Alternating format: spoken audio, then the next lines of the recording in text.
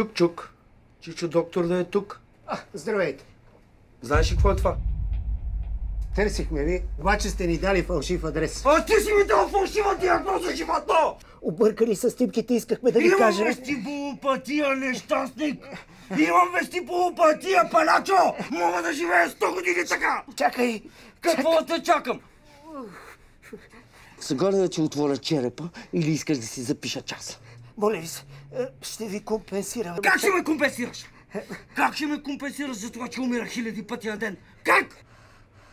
Кой е собственикът тук? Аз и още двама колеги. Значи ти отпадаш! Утре ми прехвърляш всички дялове на клиниката. Иначе ще те пратя да си лекар в Орладовци. Ясен ли съм? Ама чакайте, как? Няма как! От утре тая клиника ще прави само цици!